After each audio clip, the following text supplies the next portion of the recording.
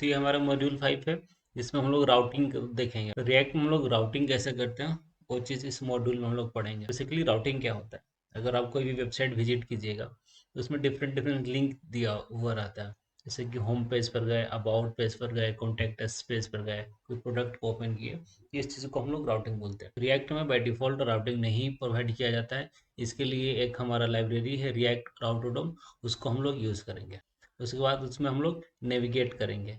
Navigate कैसे करेंगे, navigate करने के लिए हम लोग हेडर नाम का एक कंपोनेंट बनाएंगे, उसमें 3-4 लिंक बना लेंगे, जैसे होम पेज का, अबाउट का, कॉन्टैक्ट, और इसमें डायनेमिक राउटिंग भी देखेंगे। सपोज कीजिए आपको प्रोडक्ट व्यू कराना है, प्रोडक्ट पेज है, प्रोडक्ट 1 2 3 4, इस तरह से जैसे जैसे नंबर इंक्रीज होगा अलग अलग प्रोडक्ट दिखेगा। सब चीज़ों को हम लोग प्रैक्टिकल करके देखेंगे। तो पहले ब्राउजर पाएंगे और यहाँ पर सर्च करेंगे npm react router dom, इसको लिंक को ओपन कर लेंगे। तो इसी पैकेज को हम लोगों को यूज करना है राउटिंग के लिए रिएक्ट में। तो इसका वीकली डाउनलोड देख सकते हैं, मोर देन 10 लाख से। ये बहुत पॉपुलर पैकेज है जिसको हम लोग राउटिंग के लिए यूज करते हैं। तो इसका जो कमांड है उसको कॉपी कर लेते हैं और हम अपना कोड एडिटर में चलेंगे। मैंने VS कोड एडिटर ओपन कर लिया, उस कोड को हम पेस्ट करेंगे। कमांड को जैसे इंस्टॉल करेंगे, इंस्टॉल हमारा स्टार्ट हो गया और ये इंस्टॉल कंप्लीट हो गया।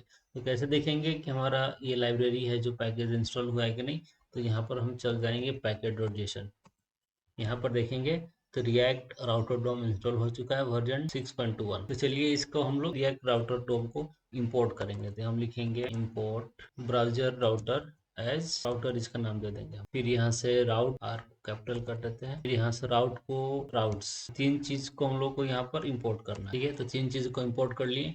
अब इसको कैसे हम लोग यूज करेंगे, तो सबसे ऊपर हम राउटर को कॉल करेंगे, ठीक है, और इसको पेरेंट देंगे। राउटर के अंदर हम लोग यूज करेंगे राउट्स को, कैपिटल लेटर में स्टार्ट होगा, और इसको हम लोग क्लोज कर देते हैं। ठीक है, तो थोड़ा देर के लिए इसको हम डिलीट ही कर देते हैं। अब राउट्स हो गया। अब हम लोग राउट का यूज करेंगे। तो यहाँ पर राउट लिखेंगे और यहाँ पाथ पास करेंगे कि किस पाथ पर हमारा कौन सा पेज एक्सेस होना चाहिए। तो यहाँ पर पाथ में हम दे दे रहे हैं इक्वल टू फॉरवर्ड स्लैश, जो कि इंडेक्स होता है, और यहाँ पर एलिमेंट दे देते हैं। हम एलिमेंट पास करेंगे, इसमें लिख देंगे हम दिस इज इंडेक्स राउट, और इस राउट को क्लोज कर देंगे। इसको सेव कर लेते हैं और हम अपने ब्राउजर पे चल के इसका रिजल्ट देखते हैं। ब्राउजर पर हम आए तो यहाँ पर देखेंगे कि ये प्रिंट हो रहा है दिस इज इंडेक्स राउट। हम एक और राउट बनाना चाहते हैं जो कि राउट हो हमारा होम के लिए, और यहाँ पर लिख देते हैं दिस इज होम पेज। ये अभी सिंपल सा हम स्टैटिक टेक्स्ट लिख रहे हैं, बाद में यहाँ पर कंपोनेंट पास करके देखेंगे। अब यहाँ पर होम पर एंटर करते हैं तो ये हमारा होम एक्सेस हो रहा है। तो आप देख सकते हैं राउटिंग हमारा परफेक्टली काम कर रहा है। तो हम लोगों ने लास्ट वीडियो में देखा था एक लॉगिन नाम का हम लोग कंपोनेंट बनाए, तो उसको क्यों ना हम लोग यूज करें। तो फिर से एक हम राउट लेंगे और इसका पाथ में हम लोग लिख देंगे लॉगिन। अब जो एलिमेंट होगा तो एलिमेंट में पास करेंगे उस कंपोनेंट को। तो यहाँ पर लॉगिन फॉर्म का जो कंपोनेंट है उसको यहाँ पर डाल दिए और इसको हम क्लोज कर लेते हैं। तो सेव कर लिए। अब ब्राउजर में जाकर देखते हैं। ब्राउजर में गए, अब यहाँ पर लॉगिन वाले को ओपन करते हैं, लॉगिन जो राउट है उसको हिट करते हैं। तो यहाँ पर देखेंगे हमारा लॉगिन फॉर्म खुल गया। इस तरह से हम लोग एलिमेंट को भी पास कर सकते हैं। एक और हम कंपोनेंट बना लेते हैं होम नाम का, home.jsx। यहाँ पर लिख लेंगे this is my home page. अब होम में यहाँ पर जाकर देखते हैं, होम में दिख रहा है this is the home page. तो हम एक कंपोनेंट बना लिए और कंपोनेंट को भी पास कर सकते हैं। ओ सॉरी, अभी कंपोनेंट को हम पास नहीं किए, तो हम कंपोनेंट बना लिया हमने। अब इस होम कंपोनेंट को यहाँ पर पास करेंगे एलिमेंट में। यहाँ पर लिख देंगे हम होम। ठीक है, और होम में थोड़ा सा चेंज कर देते हैं, this is home page dot dot dot dot लगा देते हैं। अब हम ब्राउजर में जाकर होम वाले राउट को हिट करते हैं। तो ये होम राउट पर है, तो एक हम हेडर नाम का कंपोनेंट बनाते हैं और हेडर से राउट पास करेंगे। क्लिक इवेंट पर इधर से उधर हम लोग स्विच करेंगे। तो एक कंपोनेंट बनाते हैं हेडर, हेडर डॉट जेएसएक्स। तो थोड़ा सा सीएसएस ऐड कर देते हैं। इसका बैकग्राउंड को हम ब्लू कर देते हैं, हाइट इसको हम 10 दे देते हैं।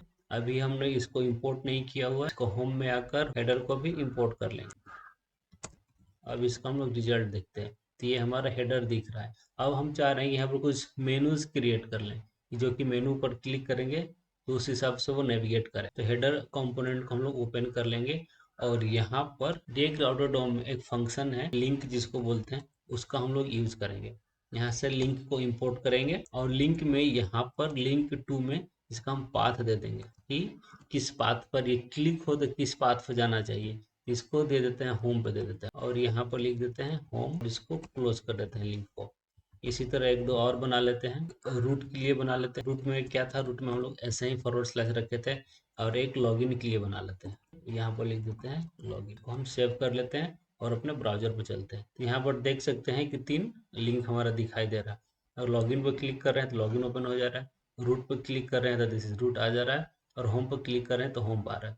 तो इसको थोड़ा सा हम लोग और डिजाइन कर लेते हैं। जो हेडर में कंपोनेंट्स है उसको थोड़ा सा हम लोग और डिजाइन कर लेते हैं। यहाँ पर थोड़ा सा हम लोग CSS लिख लेते हैं, थोड़ा सा गैप यहाँ पर। अब यहाँ पर इसमें भी हम लोग CSS थोड़ा थोड़ा डाल लेते हैं, दिखने में थोड़ा सा अच्छा लगे। तो यहाँ पर क्लास लिख लेते हैं, बैकग्राउंड इसको कर देते हैं, तो राउंडेड कर देते हैं, इसका टेक्स्ट है उसको व्हाइट कर देते हैं। इस तरह से हमारा हेडर दिखने लगा। यहाँ पर नेविगेशन बटन मेनूज वो हमारा दिखने लगा। यहाँ पर क्लिक किए तो होम पेज में, यहाँ पर क्लिक किए तो राउट कंपोनेंट में, यहाँ क्लिक किए तो लॉगिन कंपोनेंट हमारा आ गया। इस तरह से बहुत आसानी से हम लोग रिएक्ट में राउटिंग कर सकते हैं। तो ये सब हम लोग देख लिए। अब हम लोग देखते हैं कि डायनेमिक राउटिंग कैसे करते हैं। तो डायनेमिक राउटिंग होता क्या है कि सपोज कीजिए कोई भी यहाँ पर ब्लॉक रहता है, कुछ वैल्यू यहाँ पर 4 करते हैं या 5 प्रिंट करते हैं, अलग अलग डेटा हमारा, इसको बोलते हैं हम लोग डायनेमिक राउटिंग। तो इसको करने के लिए हमारे कोड एडिटर में आते हैं और एक ब्लॉग नाम का राउट बना लेते हैं। यहाँ पर एक कंपोनेंट बना लेते हैं blog.jsx। अब उस ब्लॉग को यहाँ पर ब्लॉग कंपोनेंट को यहाँ पर हम लोग इंपोर्ट कर लेते हैं। तब हम ब्लॉग पे जाएंगे, ब्लॉग दिख रहा है लेकिन हम चाह रहे हैं कि यहाँ पर कोई भी आइटम एंटर करें वो भी यहाँ पर दिखना चाहिए। इसके लिए हम लोग डायनेमिक राउटिंग का यूज करेंगे। यहाँ पर ब्लॉग है, ब्लॉग के बाद एक फॉरवर्ड स्लैश देंगे और यहाँ पर एक आईडी पास करेंगे और इस आईडी को ब्लॉग में जाकर एक्सेस करेंगे। तो यहाँ पर कॉन्स्ट एक वेरिएबल लेंगे और यहाँ पर यूज परम का यूज करेंगे। तो यहाँ पर ये इंपोर्ट हो चुका है। इस तरह से आईडी को हम लोग कर्ली ब्रेसेस पर रहेंगे। अब यहाँ पर ब्लॉग के नीचे एक पैराग्राफ ले लेते हैं, यहाँ पर लिख लेते हैं द आईडी इज, और यहाँ पर आईडी को हम लोग प्रिंट करेंगे। यूज पर हम एक फंक्शन जैसा काम करता है। तो यहाँ ओपन क्लोज कर्ली ब्रेसेस देंगे। अब यहाँ पर देखते हैं कि 43 यहाँ पर आ रहा है। अगर यहाँ पर 100 लिखेंगे तो यहाँ पर 100 प्रिंट हो रहा है। तो इस तरह से हम लोग डायनेमिक राउटिंग कर सकते हैं। ये सब चीज हम लोग कवर कर लिए। ये था राउटिंग का वीडियो। मिलते हैं नेक्स्ट मॉड्यूल में।